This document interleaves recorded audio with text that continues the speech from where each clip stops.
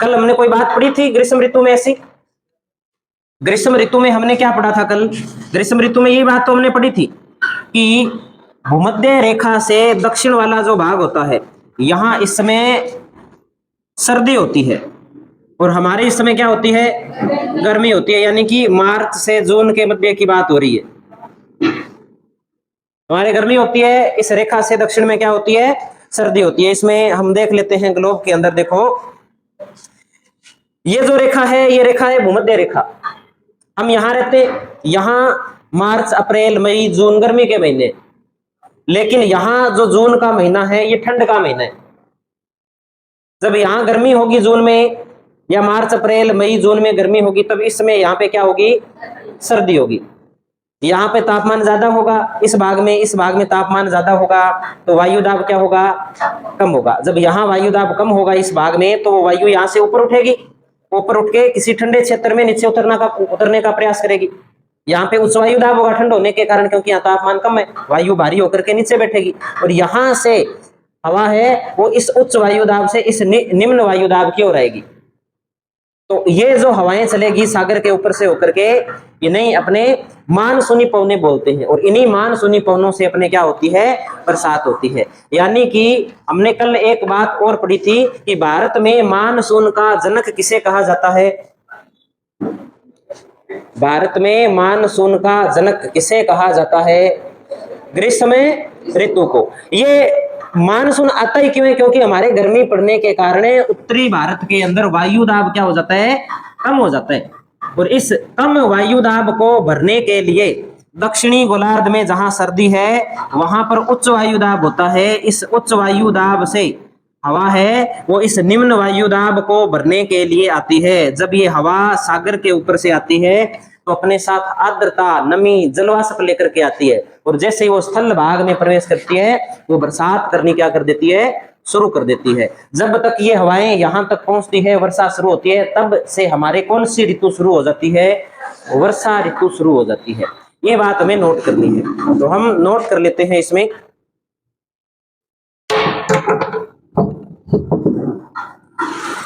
वर्षा ऋतु से लिखते हैं वर्षा ऋतु में कुछ बात। एक बात तो हमें वर्षा ऋतु में लिखनी है कि वर्षा ऋतु की अवधि कब से कब है? मध्य जून से सितंबर तक है। दूसरी बात हमें यह ध्यान में रखनी है कि मानसून की खोज सबसे पहले किसने की थी? और एक बात हमें यह ध्यान में रखनी है कि भारत के बारे में जो मानसून का, यहाँ की जलवायु के बारे में अध्ययन किया था वो व्यक्ति कौन था? तीन बातें हमें याद रखनी है। तो सबसे पहले तो हम लिखते हैं वर्षा ऋतु। वर्षा ऋतु अवधि क्या है? तो मध्य जून से सितंबर तक। फिर हम दूसरी बात नोट करते हैं कि मानसून की खोज किसने की, या मानसून के बारे में सबसे पहले किस व्यक्ति ने बताया? तो हम नोट करते हैं मानसून की खोज करने वाला विद्वान, ऐसे लिखते हैं।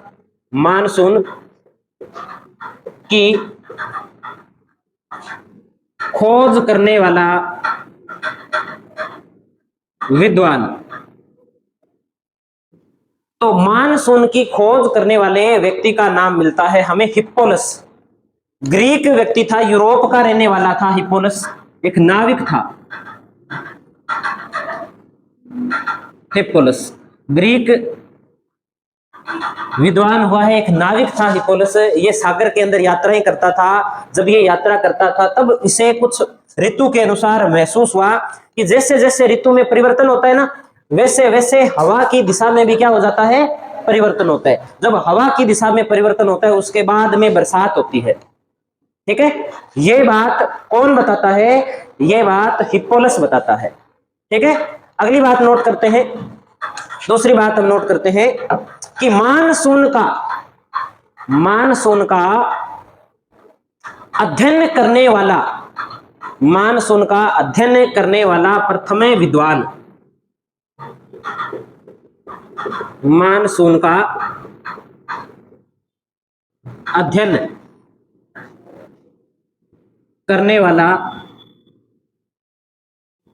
प्रथम विद्वान, इस विद्वान का नाम है अल मसूदी।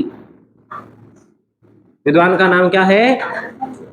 अल मसूदी। ये अरब का रहने वाला था, ये भी एक व्यापारी था, ये भी क्या है, यात्राएं करता था, सागर के अंदर नाव में एक स्थान से दूसरे स्थान पर जाता था।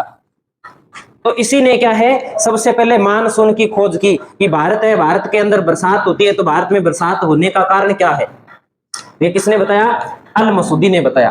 फिर हम एक और बात लिखते हैं कि मानसून जो शब्द है, मानसून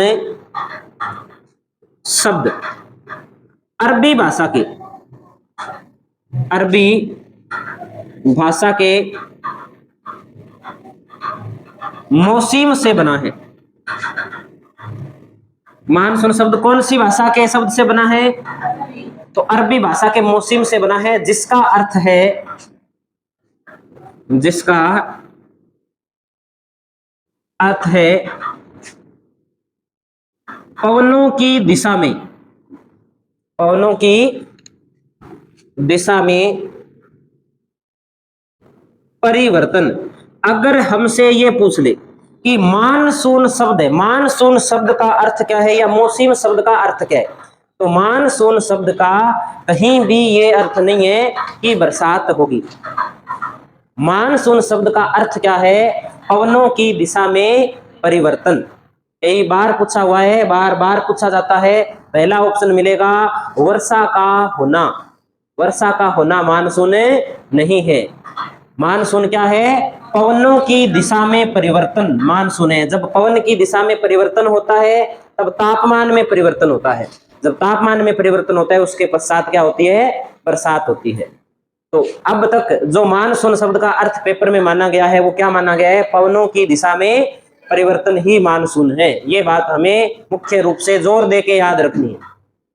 अब आगे बात करते हैं अपने, जैसे हम मान लेते हैं कि राजस्थान में साल के अंदर, एक वर्ष के अंदर कुल 100% वर्षा होती है। कितनी वर्षा होती है?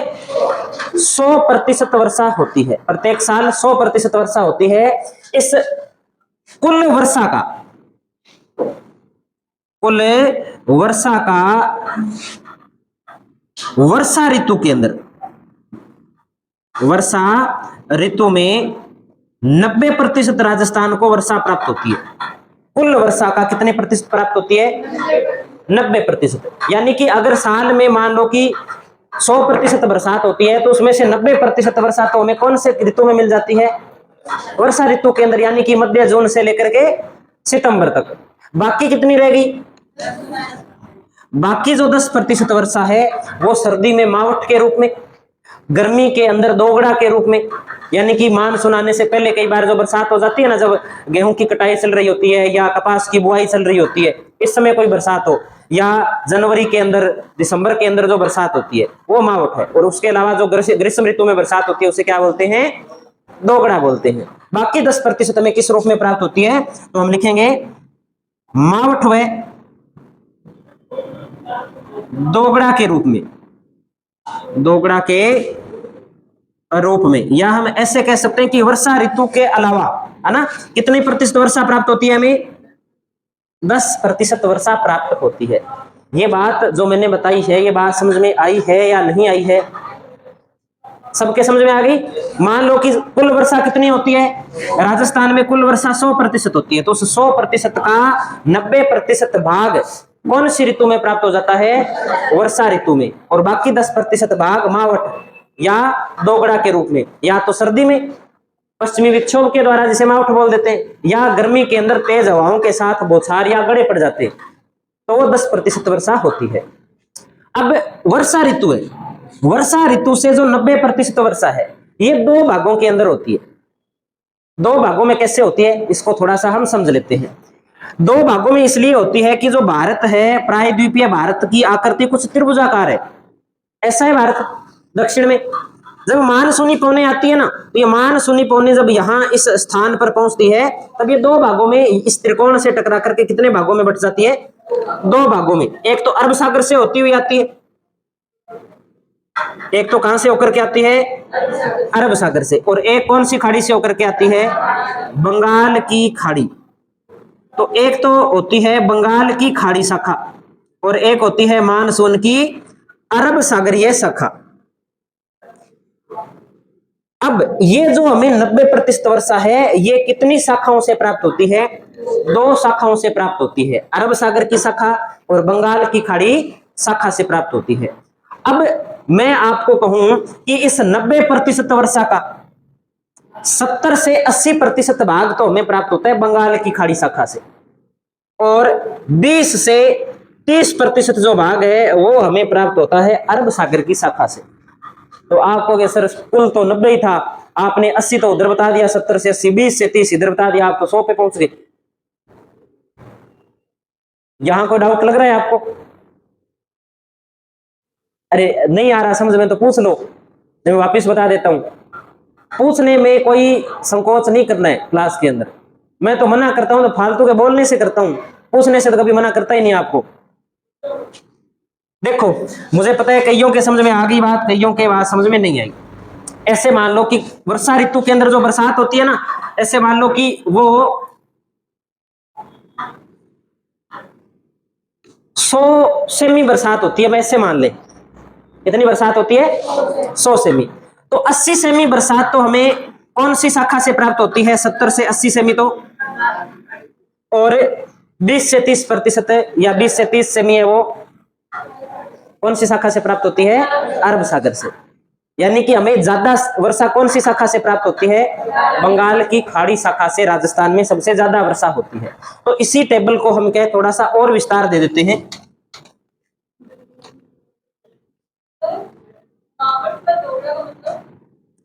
मावठ होती है शीत ऋतु के अंदर जो बरसात होती है ना, जनवरी दिसंबर महीने के अंदर, फरवरी के अंदर जो बरसात होती है उसे तो क्या बोलते हैं? मावठ बोलते हैं।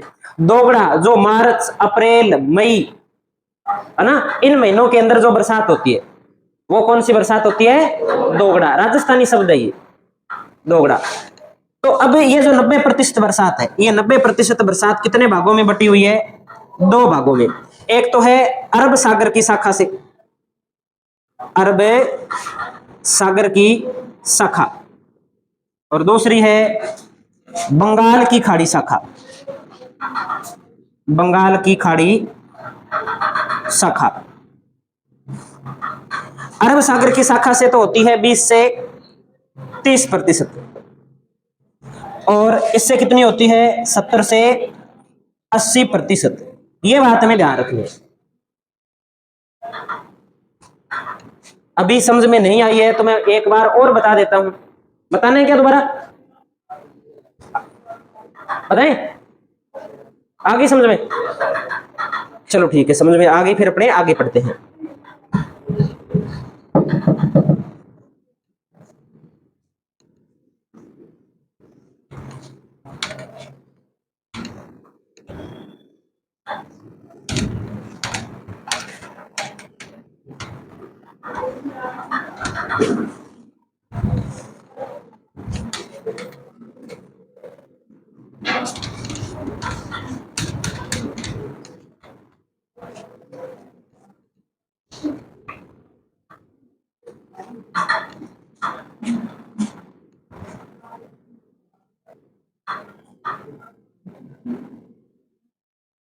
ये टेबल बना ली सभी ने? बनाओ इसे। अब हम एक बात देखें, इधर अपने बनाते हैं भारत का मैप बना लेते हैं।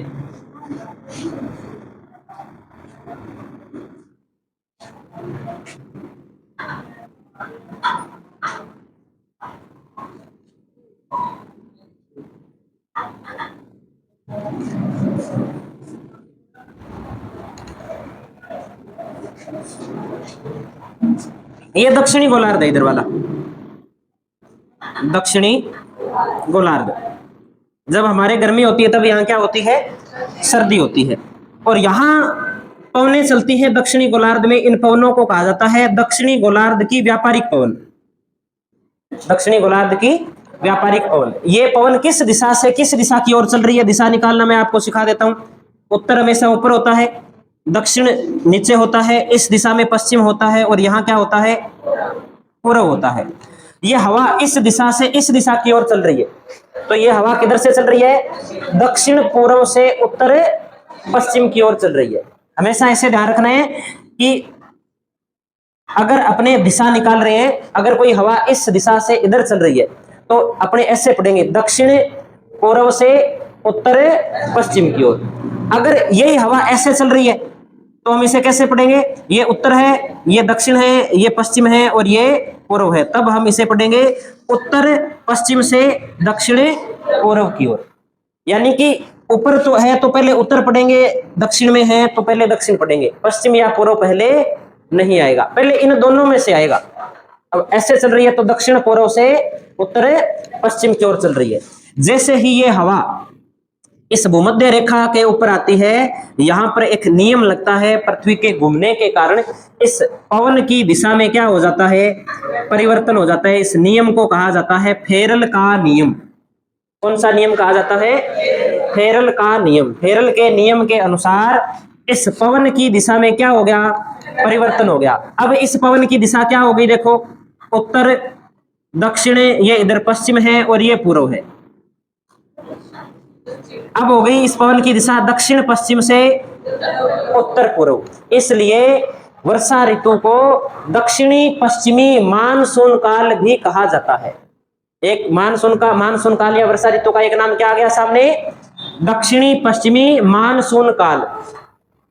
कैसे? क्योंकि उत्तरी गोलार्ध में हवा किस दिशा में चलती है? इसमें दक्षिण पश्चिम से उत्तर पूर्व की ओर चलती है। इसलिए वर्षा ऋतु का एक नाम उपनाम लिख सकते हैं। उपनाम क्या है?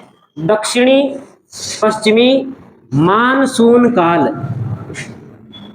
दक्षिणी पश्चिमी मानसून काल भी इसे कहा जाता है। अब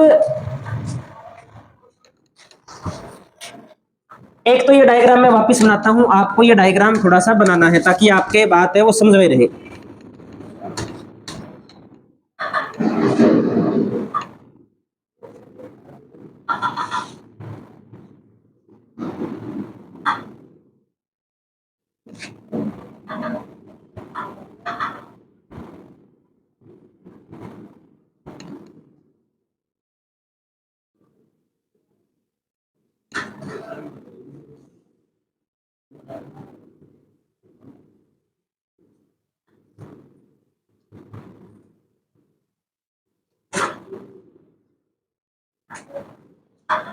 ये डायग्राम आपको बनाना है कि मानसूनी पवनें हैं वो ऐसे चलती है। यहां पर कौन सा नियम लगता है? फेरल का नियम। और फेरल के नियम के अनुसार पवन की दिशा में क्या हो जाता है? परिवर्तन हो जाता है। ठीक है, ये आपको ऐसे बनाना है। फिर अपने से क्या पूछेगा कि भारत में मानसून सबसे पहले कहां आता है? कहां आएगा? जम्मू कश्मीर में पहले आएगा क्या? केरल में? इधर तमिलनाडु है, तमिलनाडु में? या इधर ये द्वीप है अंडमान एवं निकोबार द्वीप समूह, कहां पहले आएगा? अगर प्रश्न सीधा लिखा है कि भारत में सबसे पहले मानसून कहां आता है, तब हमारा उत्तर होगा अंडमान निकोबार द्वीप समूह के अंदर सबसे नीचे का जो द्वीप है, इस द्वीप का नाम है ग्रेट निकोबार द्वीप। ये कौन सा द्वीप है? ग्रेट निकोबार। ये सबसे दक्षिण में पड़ता है, इससे भी क्या है? दक्षिण में। तो सबसे पहले कौन से द्वीप पर आएगा? ग्रेट निकोबार द्वीप पे या अंडमान निकोबार द्वीप समूह में सबसे पहले मानसून आएगा। अगर भारत की मुख्य भूमि पर बात करें तो यहां आएगा। कौन सी जगह? केरल में। कौन सी जगह आएगा? केरल में आएगा। अब इन दोनों बातों को मैं लिखा देता हूं आपको।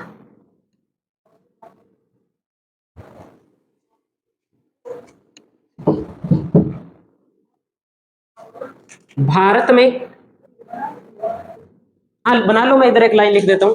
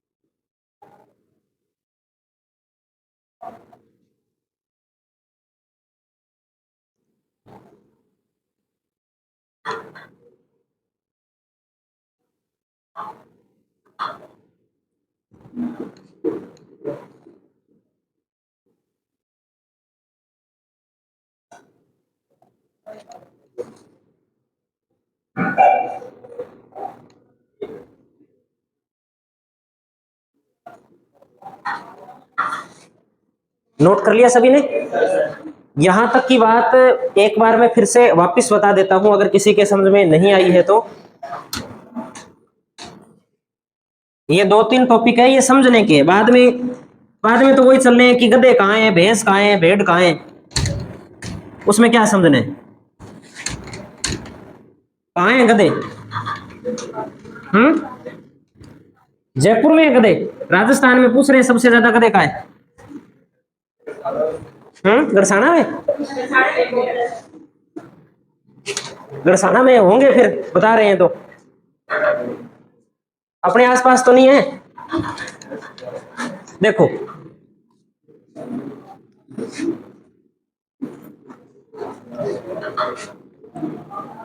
दक्षिणी गोलार्ध की व्यापारिक पवन किस नियम के तहत उत्तरी गोलार्ध में अपनी दिशा में परिवर्तन करती है? याद रख लोगे। सबसे पहले मानसून कौन से स्थान पर आता है भारत में? अंडमान निकोबार द्वीप समूह के अंदर सबसे दक्षिणी द्वीप पड़ता है ग्रेट निकोबार द्वीप, वहां आता है। कितनी तारीख को आता है? 25 मई के आसपास आता है। भारत की मुख्य भूमि पर मानसून सबसे पहले कहां आता है? केरल में आता है। कितनी तारीख के आसपास आता है? 1 जून के आसपास मानसून है वो आता है। ये बात हमें ध्यान रखनी है।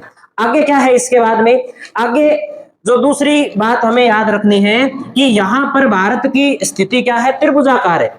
और इस त्रिभुजाकार स्थिति के कारण मानसून कितने भागों में बट जाता है? 2 भागों में बट जाता है। मानसून की 2 शाखाएं हो जाती है ना? तो ये बात हम नोट करते हैं, नोट कीजिए आप। प्रायद्वीपीय भारत की, प्रायद्वीपीय भारत की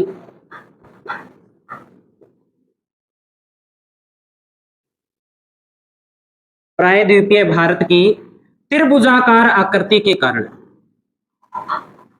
त्रिभुजाकार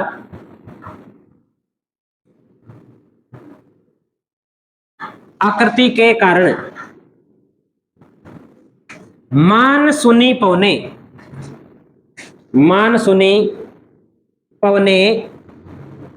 2 भागों में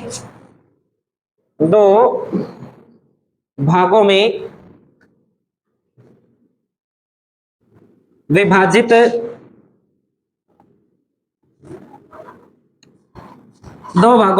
हो जाती है, या 2 शाखाओं के अंदर विभाजित हो जाती है। वो 2 शाखाएं या 2 भाग कौन कौन से हैं? तो वो 2 भाग नोट कर लेते हैं और उनका एक डायग्राम भी हमें बना लेते हैं। तो एक भाग है अरब सागरीय शाखा, अरब सागरीय शाखा, और दूसरी है बंगाल की खाड़ी की शाखा, दूसरी है बंगाल की खाड़ी की शाखा। किस प्रकार से है ये, तो हम यहां देख लेते हैं। ये कुछ इस प्रकार से है।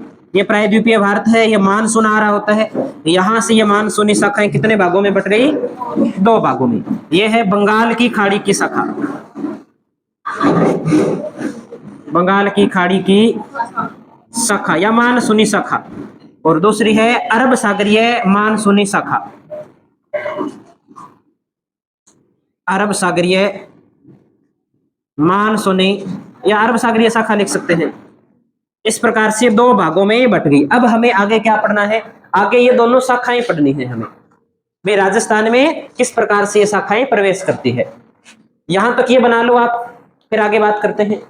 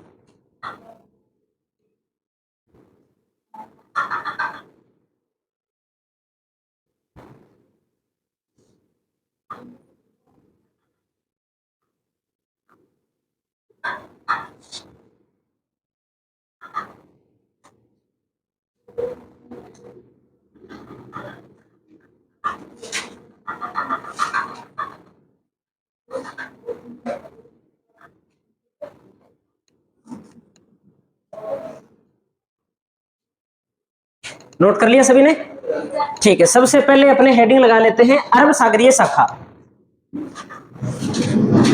अरब सागरीय शाखा।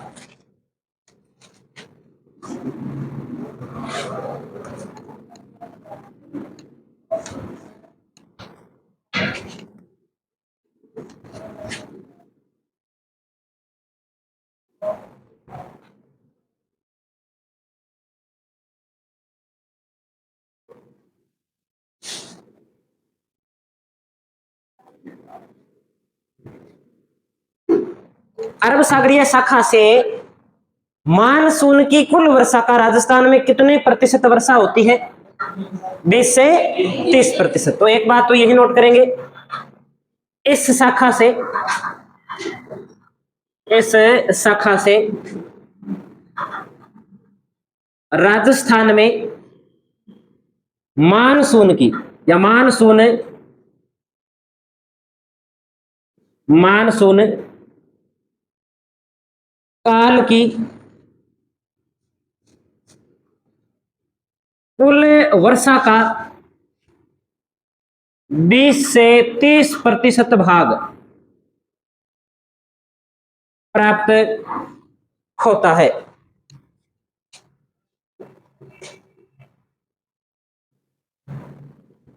राजस्थान में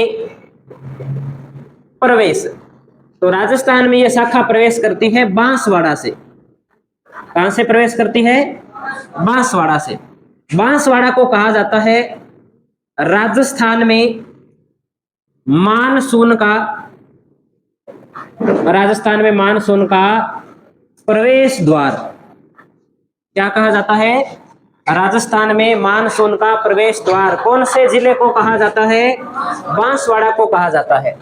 कब यहां पर मानसून प्रवेश करता है, तो लगभग 15 जून के आसपास राजस्थान में मानसून के प्रवेश करने की तिथि कौन सी है, तो औसत रूप से कौन सी तारीख आती है, 15 जून। अपने कई बार न्यूज़पेपर पढ़ते हैं, उसमें लिखा होता है कि इस बार मानसून में 5 दिन की देरी।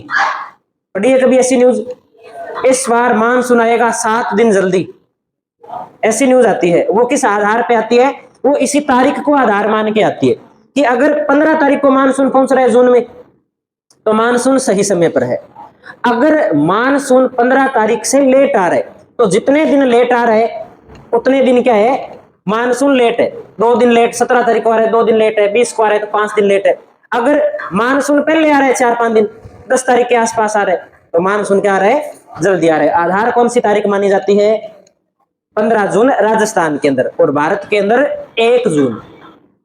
1 जून को कहां आता है? केरल पर। अभी थोड़े दिन बाद न्यूज आनी शुरू हो जाएगी कि इस बार मानसून जल्दी है, 3 दिन जल्दी है, 5 दिन जल्दी है। तारीख आधार कौन सी मानी जाएगी? तो 1 जून मानी जाएगी। अब ये मानसून शाखा किस प्रकार से राजस्थान में प्रवेश करती है, इसका एक डायग्राम बना लेते हैं अपने।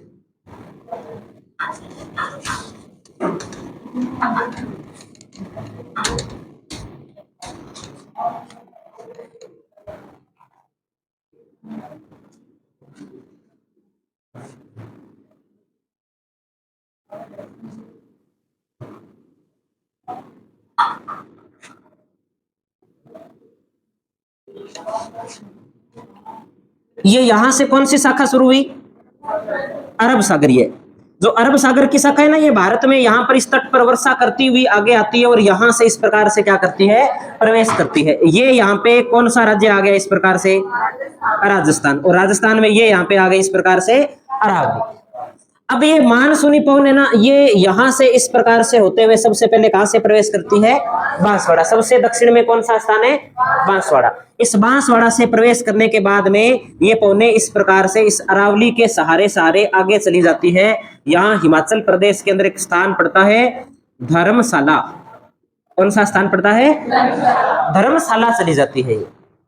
यानी कि राजस्थान में अरब सागर की शाखा से वर्षा बहुत ही कम प्राप्त होती है। कारण क्या है? अरावली की समानांतर स्थिति। ये अरावली है, यहाँ पर अरावली। ये अरावली क्या है? अगर होती ऐसे सामने तो बरसात ज्यादा होती, लेकिन अरावली इस प्रकार से जैसे हवाएं चल रही है वैसे ही अरावली है, इसलिए वर्षा नहीं कर पाती। कारण क्या है? कि मानसूनी पवने अरावली की पहाड़ियों के समानांतर चलने लगती है, उनके मार्ग में अवरोध नहीं आता, इसलिए यहाँ पर बरसात नहीं होती। तो बरसात कहाँ होती है? यहाँ पर ऊपर हिमाचल है, अपने हिमालय पर्वत श्रृंखला है। इस हिमालय पर्वत श्रृंखला से जाके जब ये पवने टकराती है तो उत्तराखंड, हिमाचल प्रदेश, पंजाब, उत्तर प्रदेश, बिहार, असम, सिक्किम, इन भागों के अंदर क्या होती है? मेघालय, यहाँ पर बरसात होती है। और अपने वाला क्षेत्र इस प्रकार से अरब सागर वाली शाखा से शुष्क रह जाता है। 20 से 30% ही वर्षा प्राप्त कर पाता है। ये बात समझ में आई है सभी के? इस डायग्राम को बना लो। अगर उस डायग्राम से आपको लग रहा है कि हमें ज्यादा समझ में नहीं आ रहा, तो आप ऐसा डायग्राम और बना सकते हो एक, उस डायग्राम के अलावा। ऐसे आप बना सकते हैं कि यहां से प्रवेश करती है बांसवाड़ा से, ये अरब सागरीय शाखा है।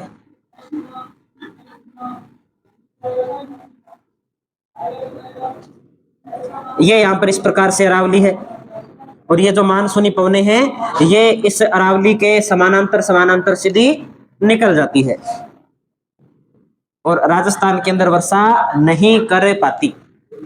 यह स्थिति बनती है इससे।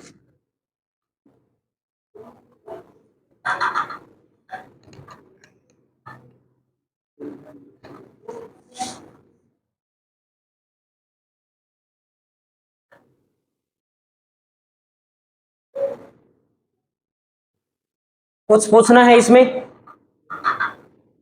आगे लिखें फिर।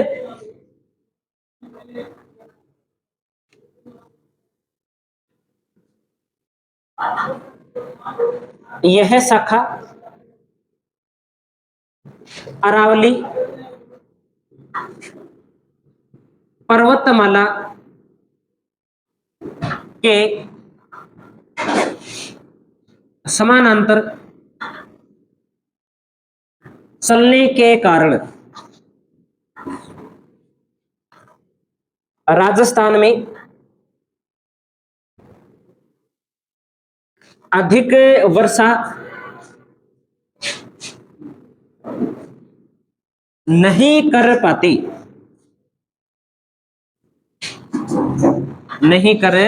है।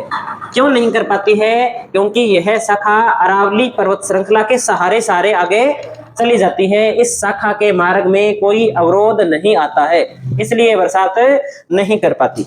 लेकिन इस कंडीशन में हम एक बात और समझेंगे कि एक शाखा तो ये है बंगाल की खाड़ी की शाखा, ये पहले इधर जा रही है, फिर इस इतने लंबे चौड़े भूभाग को क्रॉस करने के बाद में राजस्थान में आ रही है ना। और एक शाखा है कि सिर्फ 400 किलोमीटर चलती है और राजस्थान में क्या कर जाती है? प्रवेश कर जाती है। एक 1500-1600 किलोमीटर चल के आती है स्थल भाग के ऊपर, फिर राजस्थान में मानसून आता है। तो कौन सी शाखा नमी ज्यादा लेकर के आएगी? नमी, नमी का सीधा सा संबंध दूरी के साथ होता है। जो मानसूनी पवन, जो हवा जैसे ही किसी स्थल भाग पर जितनी ज्यादा दूरी तय करेगी ना, उसमें उतनी जैसे जैसे दूरी ज्यादा तय करती जाएगी वैसे वैसे उसके अंदर नमी की मात्रा भी क्या होती जाएगी? कम होती जाएगी, घटती जाएगी। दूरी के अनुसार नमी की मात्रा क्या हो जाती है? घटती जाती है। क्योंकि स्थल के ऊपर जब हवा चलती है तो वो गर्म हो जाती है, गर्म हो जाती है, तो गर्म होने पर जो नमी है वो घटती है, हवा क्या होने लगती है? शुष्क होने लगती है। अगर हमसे कोई ऐसे पूछे कि राजस्थान में सबसे ज्यादा नमी कौन सी शाखा लेकर के आती है, तो अरब सागर की शाखा। क्यों लेकर के आती है? क्योंकि स्थल भाग पर दूरी कम तय करती है। लेकिन वर्षा कौन सी शाखा से ज्यादा हो रही है? बंगाल की खाड़ी शाखा से। नमी उसके अंदर क्या है? कम है, फिर भी बरसात वो ज्यादा करती है। क्यों करती है उसको जब वो पढ़ेंगे तब अपने देखेंगे। एक बात इसमें और नोट करते हैं कि राजस्थान में सर्वाधिक नमी लाने वाली शाखा, राजस्थान में सर्वाधिक नमी या आर्द्रता लेकर के आने वाली शाखा अरब सागरीय, अरब सागरीय मानसूनी शाखा है। मानसूनी शाखा है। राजस्थान में सर्वाधिक नमी लेकर के आने वाली शाखा कौन सी है? अरब सागर की मानसूनी शाखा है। ये बात हमें नोट करनी है। अब अगर हमसे पूछे कि राजस्थान के अंदर इस शाखा से सबसे ज्यादा वर्षा कौन से स्थान पर होती है, तो देखो ये शाखा जैसे इस प्रकार से प्रवेश कर रही है, यहां से ऐसे जब प्रवेश करती है तब यहां पर एक स्थान आता है माउंट आबू। कौन सा स्थान आता है? माउंट आबू। अब देखो अगर कोई मानसून की पवन इधर इस पहाड़ी से टकराएगी तो माउंट आबू के आसपास गुरु शिखर की चोटी है, ये क्षेत्र सबसे ऊंचा है।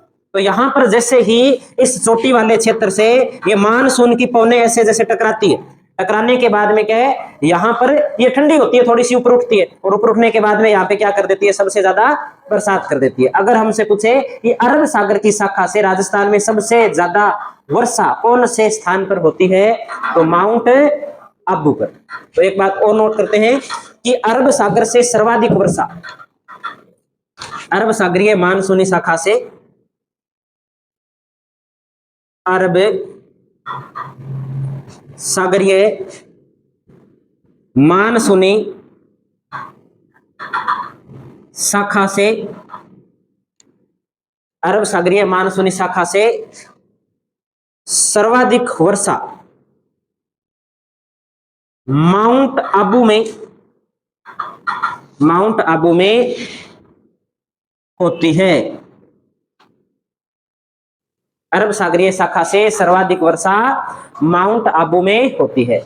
और यह शाखा राजस्थान में वर्षा नहीं करती है ज्यादा मात्रा के अंदर, ये हमने लिख लिया है। क्यों नहीं करती है? क्योंकि अरावली पर्वत श्रृंखला के सारे कहां चली जाती है?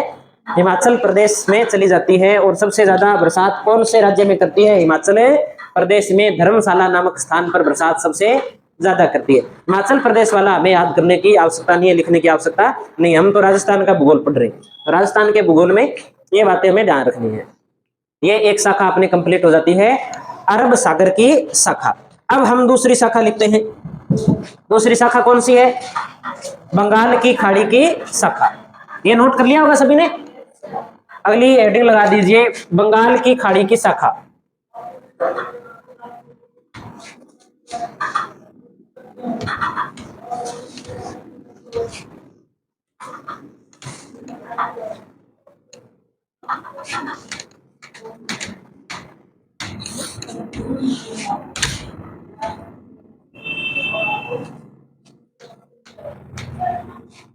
ये लिखा नहीं क्या? चलो लिखो, इससे बाद वाला आप लिखो।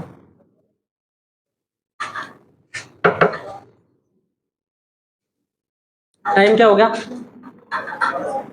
कितने मिनट? 10 मिनट रह गए।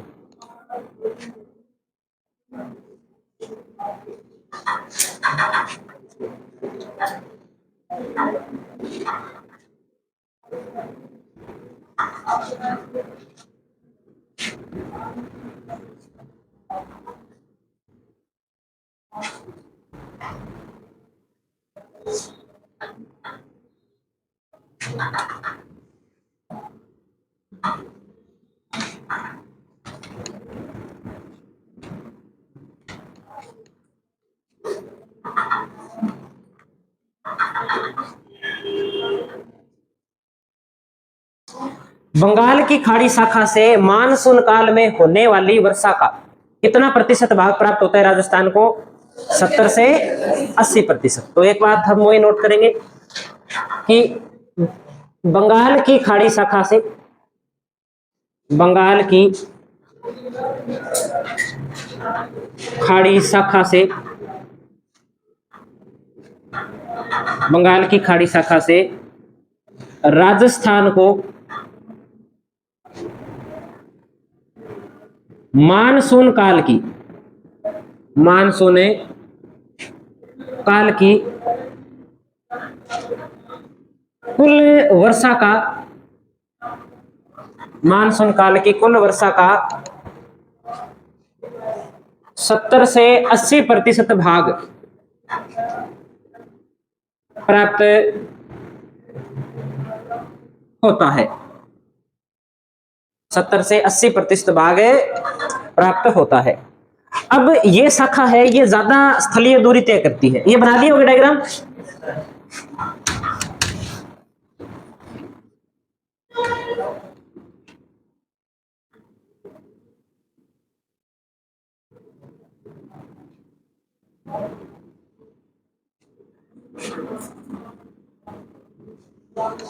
देखो ये शाखा है बंगाल की खाड़ी की शाखा, इसकी कई शाखाएं हैं। एक तो इधर मेघालय के अंदर जाती है, गारो खासी जयंतिया की पहाड़ियां हैं, वहां पर बरसात होती है और सबसे ज्यादा विश्व की वर्षा कौन से स्थान पर होती है? चेरापूंजी मासिनराम वाले स्थान है, यहाँ पर सबसे ज्यादा वर्षा होती है।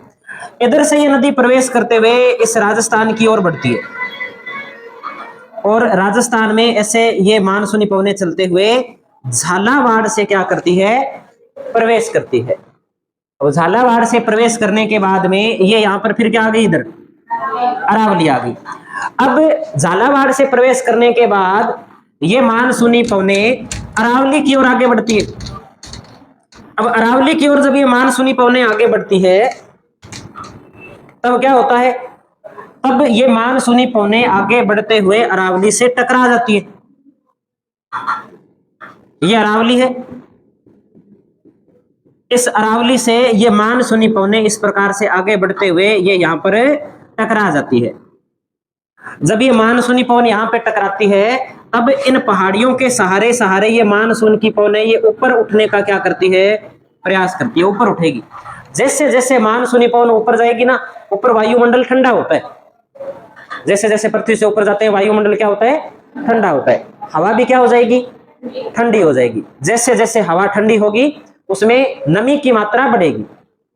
जैसे जैसे नमी की मात्रा बढ़ेगी ठंडी होने पर वो क्या हो जाएगी? भारी हो जाएगी। और इतनी भारी हो जाएगी कि अब उस नमी को अपने साथ आगे लेकर जाने के अंदर वो सक्षम नहीं होगी। जैसे व्यक्ति को एक वजन उठा दे कि तो 70 किलो का भार है ये लेकर के जा, तो वो कितनी दूर लेके जाएगा? उतनी दूर लेके जा सकता है जहां तक उससे चला जाएगा। बाद में एक बार वो नीचे रख देगा, हो सकता है दोबारा उठा ले। तो वही बात है कि हवा के अंदर जब भार ज्यादा हो जाएगा तो वो अब आगे नहीं जा पाएगी। उसमें जो पानी है, नमी है, उस नमी को वो संघनित होकर के बरसात के रूप में क्या है? बरसने लगेगा। अब ऊपर उठने के कारण वो ठंडी होगी, आर्द्रता की मात्रा ज्यादा होगी, इस कारण इस क्षेत्र के अंदर अच्छी बरसात होती है। अगर प्रश्न पूछा जाए कि पूर्वी राजस्थान में सर्वाधिक वर्षा, या हम ऐसे बात करें कि राजस्थान में सर्वाधिक वर्षा ही कौन सी शाखा से प्राप्त होती है? बंगाल की खाड़ी शाखा से प्राप्त होती है। क्यों होती है? क्योंकि इनके अवरोध में कौन आ जाती है? अरावली आ जाती है। अरावली के पास में जब ये हवा आती है तो ऊपर उठने का प्रयास करती है। जैसे जैसे ऊपर उठती है हवा ठंडी होती है, आर्द्रता नमी की मात्रा बढ़ जाती है, हवा भारी हो जाती है, संघनित होने के कारण बरसात करती है। लेकिन जैसे ही ये मानसूनी पवन इस अरावली को पार करके वापस नीचे उतरने का प्रयास करती है, जैसे जैसे नीचे उतरने लगती है वैसे वैसे तापमान वापस बढ़ने लगता है। एक तो रगड़ लगती है अरावली की, रगड़ लगेगी तो हवा गर्म होगी। दूसरा, अपने को पता है कि पृथ्वी के पास में तापमान ज्यादा होता है, ऊंचाई पर तापमान कम होता है। तो ऊंचाई से हवा नीचे आएगी तो हवा पुनः क्या हो जाएगी? गर्म हो जाएगी। जैसे जैसे हवा गर्म होगी नमी आर्द्रता की मात्रा भी क्या हो जाएगी? कम हो जाएगी। और जब नमी नहीं है, आर्द्रता नहीं है, हवा हल्की होगी तो हल्की होने के बाद में मानसूनी पवन वर्षा नहीं कर पाती। इसलिए पश्चिमी राजस्थान में या अरावली के पश्चिमी भाग के अंदर जो मरुस्थल है वहां वर्षा का अभाव पाया जाता है। और जब इस प्रकार की कंडीशन बने कि एक भाग में अधिक वर्षा और दूसरे भाग में कम वर्षा, तो ये जिस भाग में कम वर्षा होती है वो क्षेत्र कहलाता है वृष्टि छाया प्रदेश। उसे किस नाम से जाना जाता है? वृष्टि छाया प्रदेश के नाम से जाना जाता है। एक बात नोट कर लेते हैं आज इसमें हम, बाकी हम कल देखेंगे। लिखिए आप, बंगाल की खाड़ी की शाखा, बंगाल की खाड़ी की शाखा अधिक स्थलीय दूरी, अधिक स्थलीय दूरी तय करने के कारण आर्द्रता या नमी को खो देती है, नमी खो देती है। लेकिन फिर भी बरसात हो जाती है। फिर बरसात क्यों हो जाती है? बरसात इसलिए हो जाती है क्योंकि अरावली इसके अवरोध में आती है ना, और अवरोध के कारण क्या होती है? बरसात होती है। अपने क्या लिखा है? खो देती है। लेकिन इसके बावजूद, लेकिन इसके बावजूद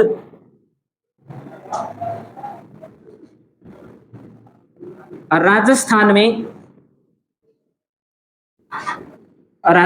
में सर्वाधिक वर्षा प्रदान करती है। लेकिन इसके बावजूद राजस्थान में यह सर्वाधिक वर्षा प्रदान करती है।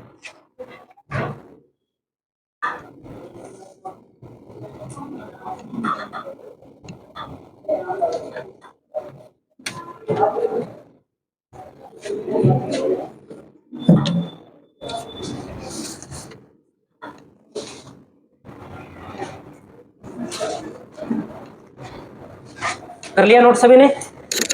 आज वाले में कोई बात समझ में नहीं आई हो, कोई व्यापारिक पवन की बात, फेरन का नियम, आर्द्रता का बढ़ना, ये बात में ध्यान ही रखनी है कि जैसे जैसे धरातल से ऊंचाई पर जाते हैं तापमान कम होता जाता है। किस हिसाब से? प्रत्येक 165 मीटर की ऊंचाई पर 1 डिग्री सेंटीग्रेड तापमान कम होता है। कितनी ऊंचाई पर?